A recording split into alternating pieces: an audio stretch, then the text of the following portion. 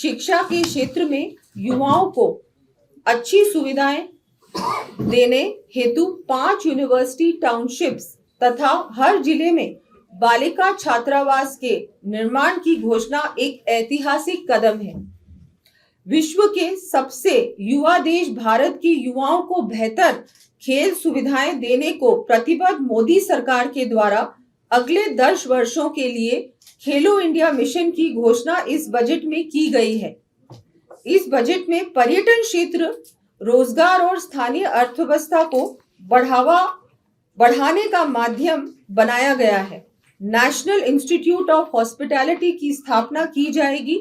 20 विशेष पर्यटन स्थलों की स्थापना, खगोल विज्ञान को बढ़ावा, 10,000 गाइडों को कौशल प्रशिक्षण दिया जाएगा।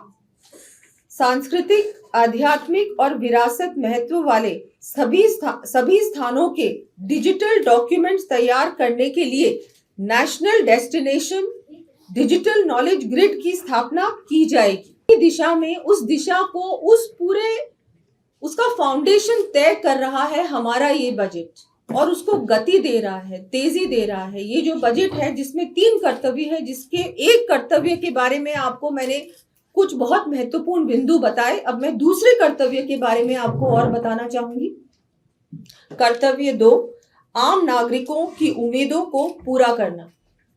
माननीय प्रधानमंत्री जी के नेतृत्व में केंद्र सरकार लगातार आम नागरिकों के जीवन को बेहतर बनाने के लिए कार्य कर रही है, जिसमें स्वास्थ्य, शिक्षा, खेल, पर्यटन आदि सुविधाओं को विकसित किया जा रहा है, जिसके तहत इस बजट में 1 lakh allied health professionals, 1.5 lakh care givers को प्रशिक्षण और 5 मेडिकल हब बनाने, कैंसर की 17 आवश्यक दवाइयों में कस्टम ड्यूटी में छूट की घोषणा कर सरकार ने आमजन को अच्छी मेडिकल सुविधा उपलब्ध कराने की ओर कदम बढ़ाया है। सड़कें, रेलवे, लॉजिस्टिक्स, इंडस्ट्रियल एरियाज, शहरी ढांचा और कनेक्टिविटी पर बड़े स्तर पर काम होगा।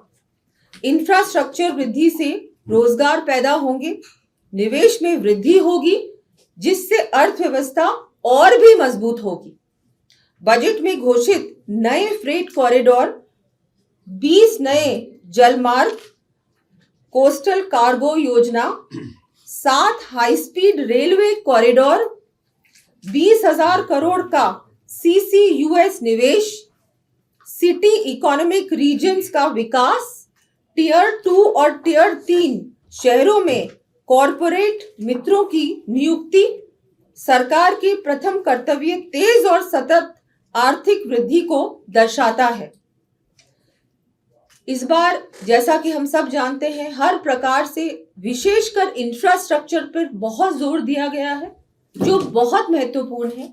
जिस तरह से माननीय प्रधानमंत्री जी विकसित भारत का निर्माण 2047 तक पूर्ण रूप से करना चाहते हैं, इस बजट को देखकर निश्चित तौर पर ये कहा जा सकता है कि ज्ञान यानी गरीब, युवा, अन्नदाता, नारी शक्ति को आत्मनिर्भर बनाने के लिए माननीय प्रधानमंत्री श्री नरेंद्र मोदी जी की सरकार पूर्ण रूप से समर्पित है।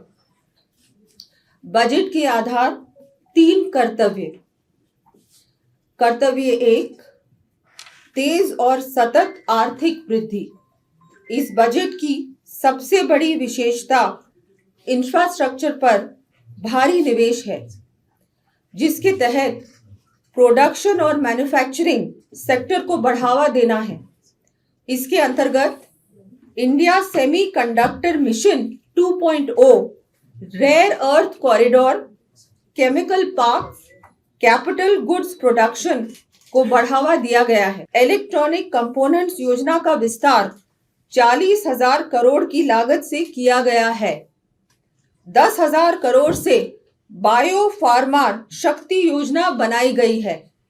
चैंपियन MSME को बनाने की एक नई पहल से मध्यम एवं लघु उद्योग को बढ़ावा मिलेगा, जिससे रोजगार के नए अवसर प्राप्त होंगे।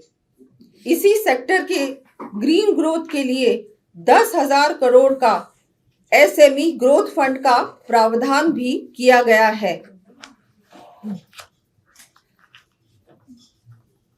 सरकार के द्वारा बजट में 12.2 लाख करोड़ का पब्लिक कैपिटल एक्सपेंडिचर फंड प्रस्तावित किया गया है, जो अब तक का सबसे अधिक है। इसके साथ ही कुल मिलाकर प्रभावी कैपेक्स 17.1 लाख करोड़ यानी देश की जीडीपी का 4.4% तय किया गया है। आज अजमेर में केंद्रीय बजट, जो कि माननीय प्रधानमंत्री श्री नरेंद्र मोदी जी के दूरदर्शी नेतृत्व में प्रस्तुत किया गया है, और जो बजट देश को विकसित भारत की दिशा में मजबूती से आगे ले जाने वाला बजट है।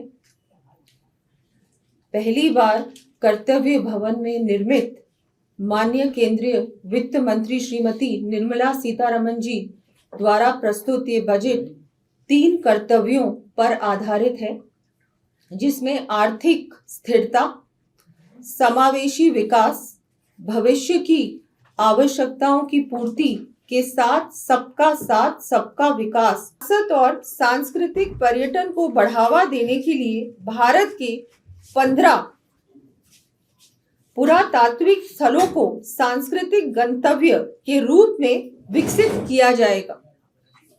पूर्वोत्तर के 5 पर्यटन स्थलों का विकास तथा बौद्ध सर्किट की स्थापना भी की जाएगी। इंफ्रास्ट्रक्चर आधारित टूरिज्म सेक्टर का विकास, पर्यटन स्थलों पर कनेक्टिविटी और सुविधाओं का विस्तार किया जाएगा, जिससे स्थानीय युवाओं और महिलाओं को रोजगार के अवसर मिलेंगे। इस बजट में पर्यटन को केवल मनोरंजन ही नहीं, बल्कि पर्यटन क्षेत्रों के विकास का मजबूत आधार बनाया गया है। श्री हेम सिंह भडाना जी, पूर्व मंत्री, राजस्थान सरकार के निधन के समाचार प्राप्त हुए हैं, जो कि अत्यंत दुखद है, और ईश्वर दिवंगत आत्मा को अपने श्री चरणों में स्थान दे। सभी बहुत ही, मुझे लगता है पूरे राजस्थान में बहुत अच्छा उन्होंने कार्य किया था जब वो मंत्री थे। मुझे भी उनके साथ काम करने का अवसर मिला। सभी उनको श्रद्धांजलि अर्पित करते हैं।